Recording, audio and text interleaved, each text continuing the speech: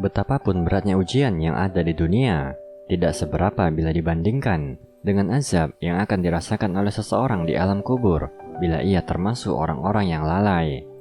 Betapa banyak perkara dalam syariat Islam yang menurut sebagian orang masih dianggap sebelah mata, padahal di sisi Allah bila tidak diamalkan dapat berakibat fatal, di antaranya ditimpa siksa kubur. Berikut adalah 5 perkara yang dianggap ringan namun mengundang siksa kubur.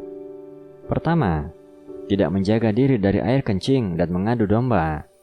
Air kencing manusia termasuk najis, maka badan, pakaian, atau tempat yang terkena air kencing harus dibersihkan. Jika tidak dibersihkan, maka dapat menjadi penyebab siksa kubur. Rasulullah Shallallahu Alaihi Wasallam bersabda, "Bersihkanlah diri dari air kencing, karena sesungguhnya kebanyakan siksa kubur berasal darinya." Rasulullah juga bersabda, "Kebanyakan siksa kubur karena bekas kencing." Hadis riwayat Hakim. Oleh karena itu, Imam Az-Zahabi rahimahullah berkata, dosa besar ke-36 tidak membersihkan diri dari air kencing, dan itu termasuk syiar nasyara. Suatu ketika Rasulullah melewati 2 kuburan, lalu beliau bersabda, "Sesungguhnya keduanya sedang disiksa, dan keduanya disiksa bukan karena perkara yang besar. Yang pertama, tidak menjaga diri dari percikan air kencing, sedangkan yang satunya suka mengadu domba antara manusia."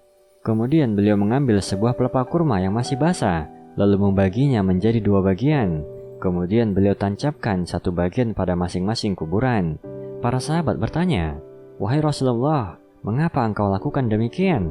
Beliau menjawab, "Semoga Allah meringankan siksa keduanya selama pelepah kurma ini belum kering."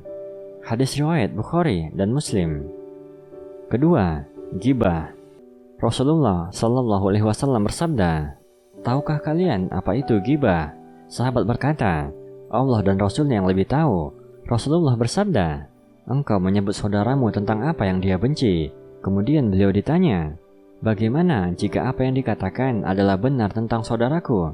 Rasulullah bersabda, "Jika engkau menyebutkan tentang kebenaran saudaramu, maka sungguh engkau telah ghibah tentang saudaramu. Dan jika yang engkau katakan sebaliknya, maka engkau telah menyebutkan kedustaan tentang saudaramu." Hadis riwayat Muslim. Ghibah adalah perkara yang diharamkan Allah Subhanahu wa Ta'ala. Orang yang menyukai ghibah sama saja dengan memakan bangkai manusia. Azab yang akan diterima oleh para pelaku ghibah sungguh sangat mengerikan. Rasulullah bersabda, "Tatkala Rabbku memi'rajkanku, aku melewati suatu kaum yang memiliki kuku dari tembaga. Mereka mencabik-cabik wajah dan dada mereka dengan kukunya. Maka Rasulullah bertanya, 'Siapakah mereka, wahai Jibril?' Jibril menjawab, 'Mereka adalah orang-orang yang memakan daging manusia, ghibah, dan menjatuhkan kehormatan manusia.'" Hadis riwayat Ahmad. Ketiga, tidak berniat melunasi hutang. Rasulullah Shallallahu Alaihi Wasallam bersabda, "Siapa saja yang berhutang lalu berniat tidak mau melunasinya, maka dia akan bertemu Allah pada hari kiamat dalam status sebagai pencuri." Hadis riwayat Ibnu Majah. Al-Munawi mengatakan, orang seperti ini akan dikumpulkan bersama golongan pencuri dan akan diberi balasan sebagaimana mereka. Keempat, berzina. Rasulullah pernah diperlihatkan neraka oleh malaikat Jibril dan Mikail ketika beliau tidur.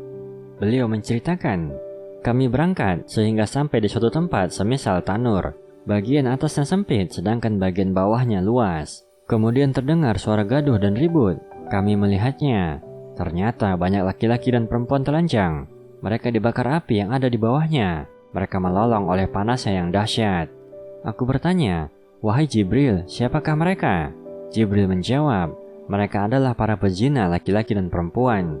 Itulah azab bagi mereka sampai tibanya hari kiamat.'" Hadis riwayat Bukhari. Kelima, kekafiran dan kesyirikan. Barang siapa yang menyekutukan Allah, kemudian mati dalam keadaan musyrik, maka dia termasuk penduduk neraka. Allah Subhanahu wa Ta'ala berfirman, "Sesungguhnya barang siapa mempersekutukan sesuatu dengan Allah, maka pasti Allah mengharamkan kepadanya surga, dan tempatnya ialah neraka, dan tidak ada seorang penolong pun bagi orang-orang zalim itu." Quran Surah Al-Maidah ayat 72. Rasulullah mengajarkan untuk memohon perlindungan kepada Allah dari segala fitnah dan siksa kubur.